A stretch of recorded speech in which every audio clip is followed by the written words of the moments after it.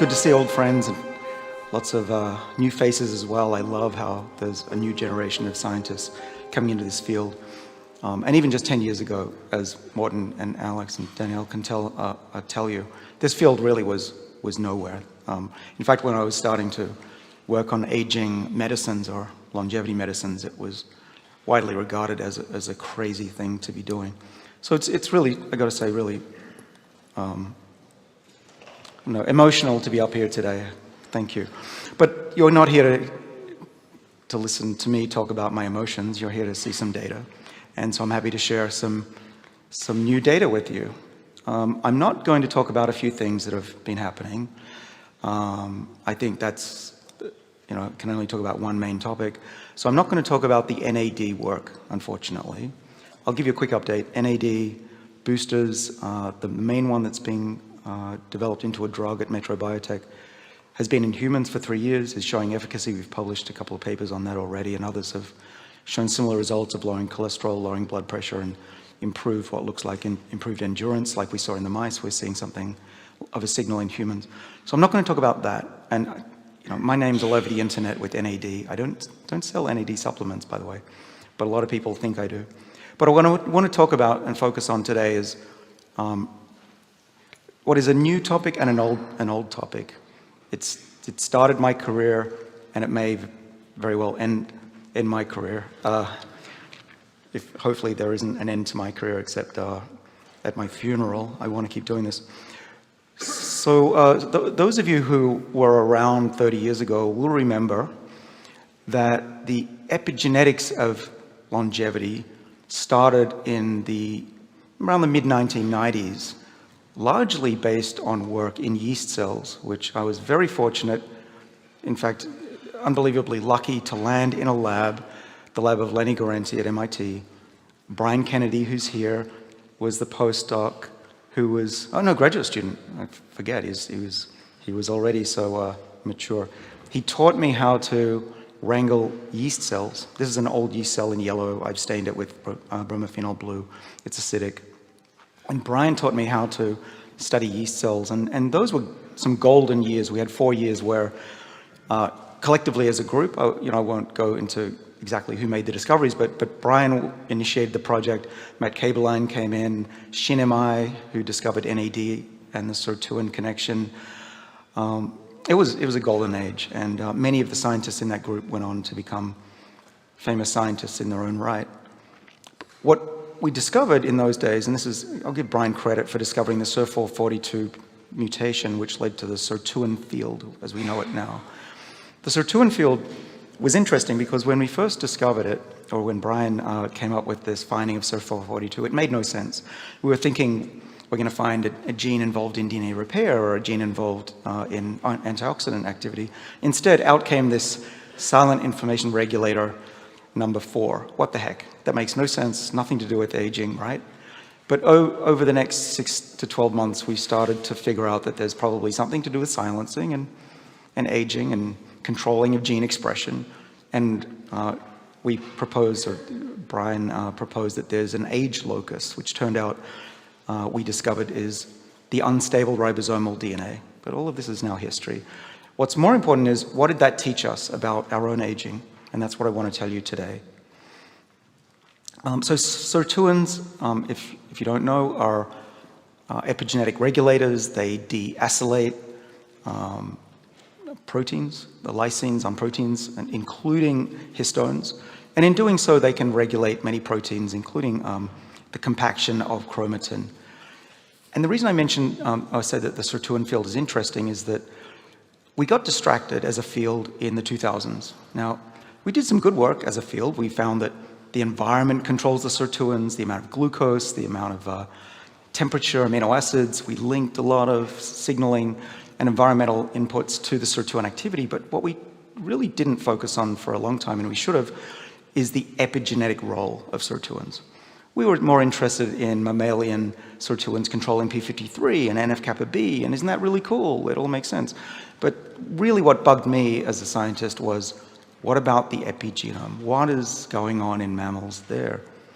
And so what we've come up with, and I'm just going to jump to the chase before I show you data, is what we're calling, and others have called, the information theory of aging. So what I'm trying to get across with this theory is the following, that aging is not just a breakdown of our bodies. Right? We're not just cars that wear out and then we die and we try to fix little bits and live longer. What this theory says is that there is encoded in every cell information that keeps the cell young, and as what this diagram is showing, is that there's what we believe now to be a backup copy of that youthful information in every cell. I used to give the analogy of a scratched compact disc that got a bit old, and I didn't want to explain what a CD was to young people every time. So now the analogy is more like rebooting the software in an old computer. And this is based in concept on the work of Claude Shannon in the 1940s and 50s in the information theory of communication, where he proposed that there may be a backup, or we should make a backup copy of every signal of information that we send out, radio waves, and now the internet. And now we've got the TCP/IP protocol of the internet. And what I think we've got now is an understanding that there's a TCP/IP protocol of biology, that there's a backup of youthful information encoded somewhere, and we think we know where, though that'll maybe next year we'll talk about it, where that information is stored. And we can access this using increasingly easy ways. So I'm going to talk about two ways to reset a cell epigenetically and get back the youthful information. One is genetic means, and we'll talk about Yamanaka factors to do that. And you heard Sharon last night tell you that we're already in monkeys and improving vision using Yamanaka factors to rejuvenate the eye. And we're also going to, at the end of my talk about perhaps much cheaper ways than gene therapy to reverse age. This is an old slide, but I love it. This is by Jan Vai, who you heard this morning, and Yusin Su and others, published in Cell. This was a summary of a paper that Philip Oberdorfer, a postdoc in my lab, published in Cell back in 2008. And what we did was we said, okay, what's going on in yeast cells is the movement of sirtuins to the rDNA where there's genomic instability, and that distracts the sirtuins from what they should be doing, which is silencing genes, such as the mating site loci, which control sterility. And that's a hallmark of old cells, sterility. And we thought, well, we're not yeast cells. We're not going to necessarily just get sterile from the movement of sirtuins, but maybe in principle it's the same, that genomic instability distracts the sirtuins from their main job of controlling gene expression, and perhaps they don't come back to where they originated in full. And over time, it's like a tennis match where you lose the balls and you have to go collect them. So this paper was the result of many years of work of Philip and our colleagues, showing that that principle is true in mammals, that the sirtuins in the nucleus, we focused on Sirti1, Vera Gorbanova, I think, as you know, has done a great work on Sirti6, moving to DNA breaks and helping repair. And the movement may actually mess up gene expression over time. And as you can see here, it's also a very active process. This movement of sirtuins to repair broken DNA requires signals such as ATM and H2AX. So this is not just an accident, this is an active mechanism. Now you might say, well, why would cells do that? Why would cells mess up their epigenetic software over time? Why not just put it all back where it came from? And we don't know, but my theory or my idea is that this is a very adaptive, helpful response. So when cells get damaged, there's a response. Epigenetic factors like the sirtuins and probably many others, PARPs, go to help with the damage. There's a signal, they temporarily go there.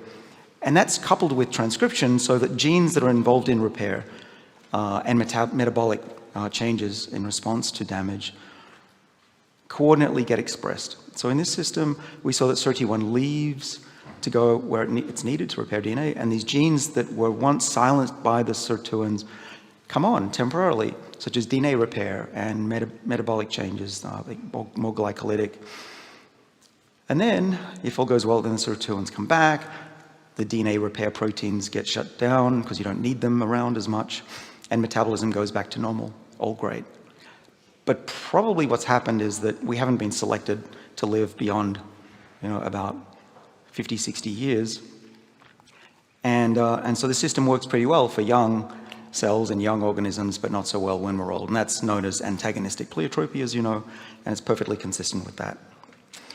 So what are we doing now? Well, we wanted to test this theory, not just look at what's happening, but test whether this is perhaps a cause of aging, not just something that happens during aging. And to do that, we built a mouse that I've been talking about for 13 years, so I'll go quickly because you're probably tired of this mouse.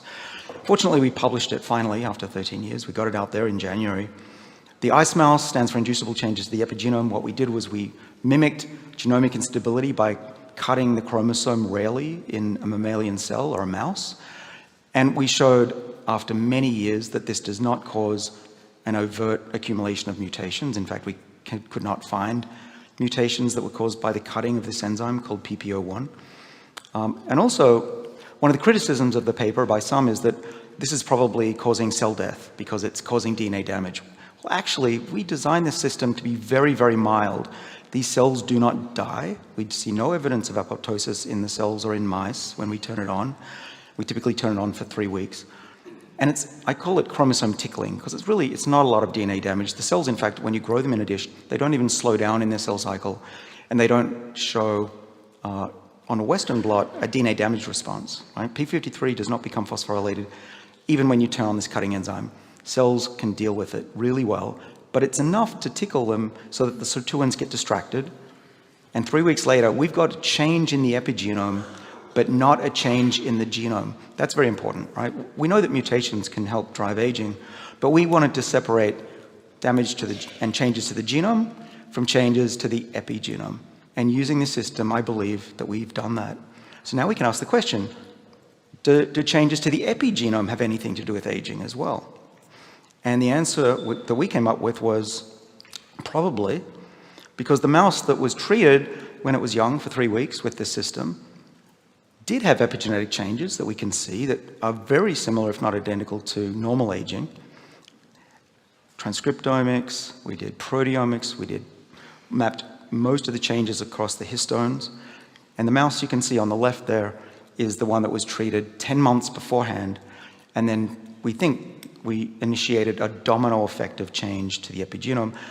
And the kind of things that we saw in that mouse were very similar to mouse aging. So we can also look at very precise changes to how the DNA is folded and modified. That's what this slide is showing, but I'm not going to go into details. But these red lines show DNA contacts.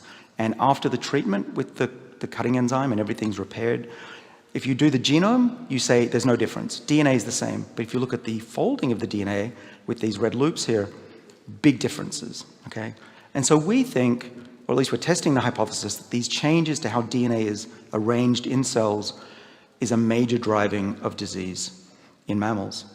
And you can read this, so I'm not going to go through each one, but we looked at a lot of different tissues with our collaborators. There were 64 scientists, 15 different labs around the world.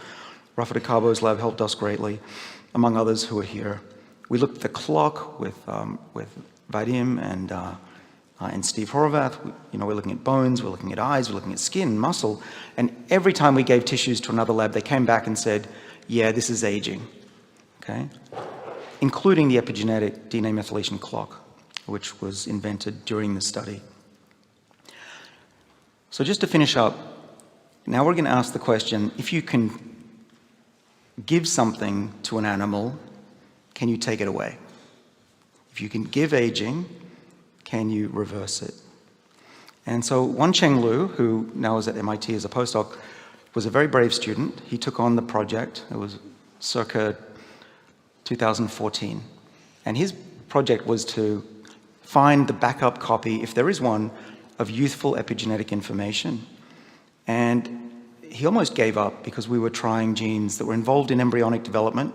Of course, we tried all 4 Yamanaka factors. We kept getting tumorigenesis. We didn't want to cause tumorigenesis. We wanted youth, but no further. We didn't want to go back to age 0.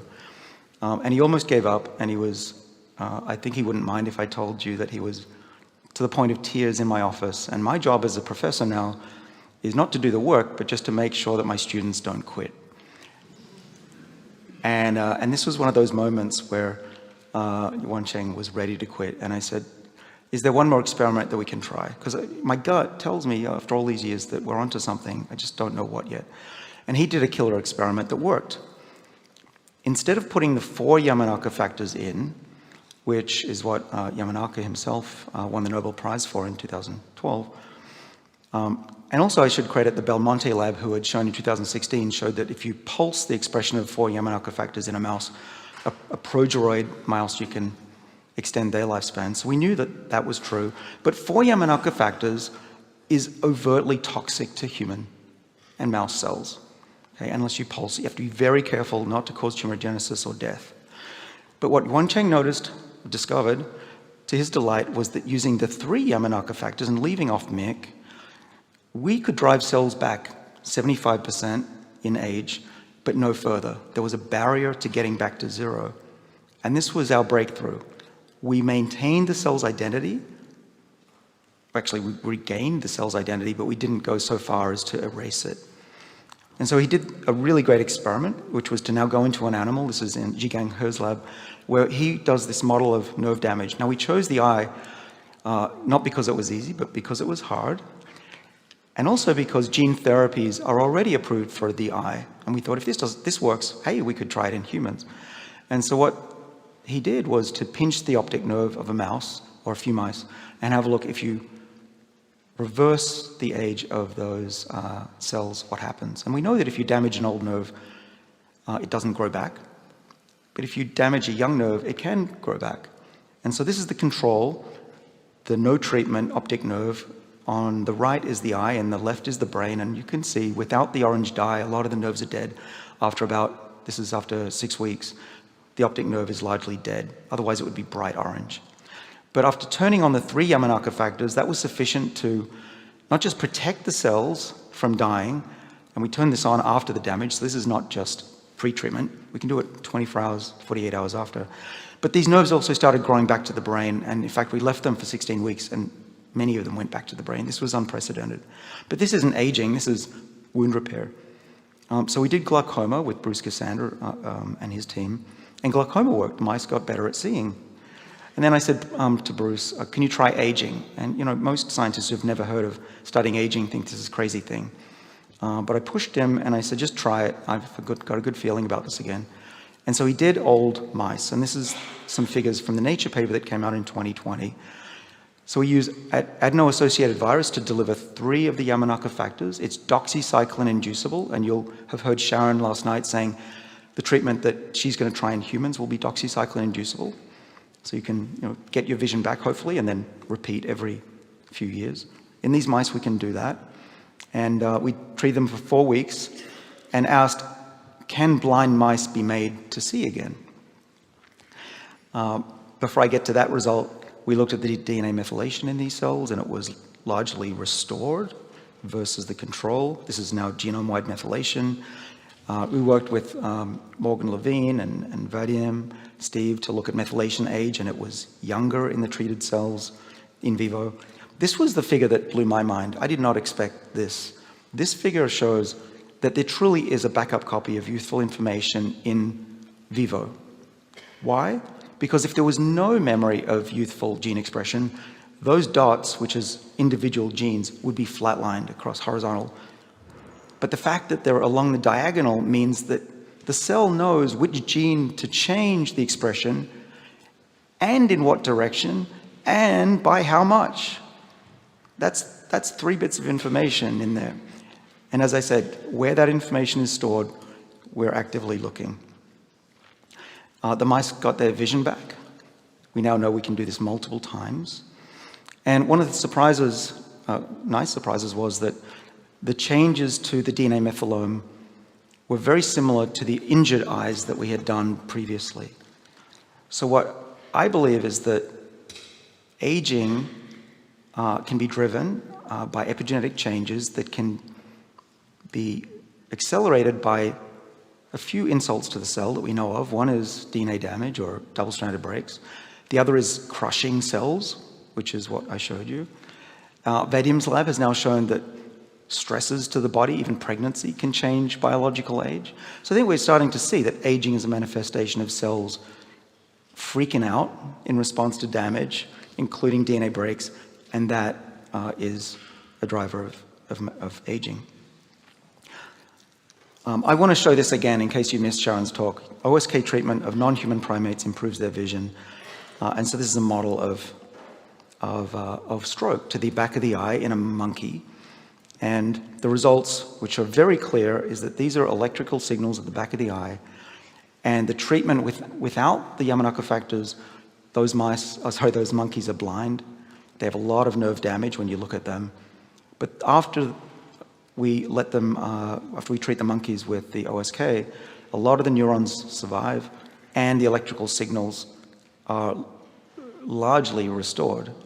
Now, we don't know if these monkeys can see again because that's hard to measure, but there is no doubt that you can restore the function of a monkey's eye by reversing the age of those animals. And so we're excited about testing this in people in, I won't give a timeline, but it's certainly within, a short time frame. As soon as we get enough virus and approval to do human studies, we will initiate those. We're doing, just briefly, because I know we're out of time, we're doing work on the brain now. So we're just about to submit a manuscript. This is Xiao Tian's work out of Vero Gorbanova's lab, who's in my lab now. We grow organoids. We can age the organoids out to age 70 within a week. We can give them Alzheimer's disease, model of Alzheimer's. And then we can reverse the age of those. And using this little system here, we can see that the electrical signals of these organoids, cerebral organoids, come back again. We can express OSK now in very specific regions of a mouse's brain, including neurons of the hippocampus. And what we can see is that those mice that are treated by age reversal of the hippocampus get their ability to learn again. And we have some hint that even lost memories are recovered in those mice. So what I've said is that we think we can reverse the age of cells epigenetically. We can use Yamanaka factors. It's going to be expensive, even if it works. Gene therapy is not going to be available to everyone on the planet. So what I'd like to see is something for $10 that we can all take to rejuvenate. So the final slide that I have is some advances that we and others are making around the world to reprogram cells using chemicals. And the field's going super fast. We put out a paper with Vadim's lab just a few weeks ago in aging. And this is using an assay that looks at the integrity of the nuclear pore complex, which is, of course, important for aging. And these are some of the chemical structures of chemical cocktails that reverse aging in cells. And we will be testing this in vivo shortly. These are the controls on the left here, these two. And then using transcriptional clocks, which Vadim's lab has developed, you can see that each of these 6 chemical cocktails reverses transcriptional age of these cells. And these are just different clocks that they're using. So I believe that we will be able to reverse the age of cells, at least epigenetically, using chemicals. I believe that we'll be able to one day do this for $10. And we'll be able to do it multiple times throughout a lifespan. So just to finish up, we've got evidence that when you damage a cell physically, perhaps even metabolically, there will be changes to the epigenome, and that this is reversible through, I think, what's one of the most remarkable discoveries in a while, that cells have a memory somewhere of epigenetic usefulness that we can tap into. So lots of people, as you can see, helped, and these are just some of the highlights. On the left are the people in the lab who I mentioned along the way. We've been helped by many people who are here at this conference. I apologize if I didn't mention you. I'm very grateful to everybody who makes this possible.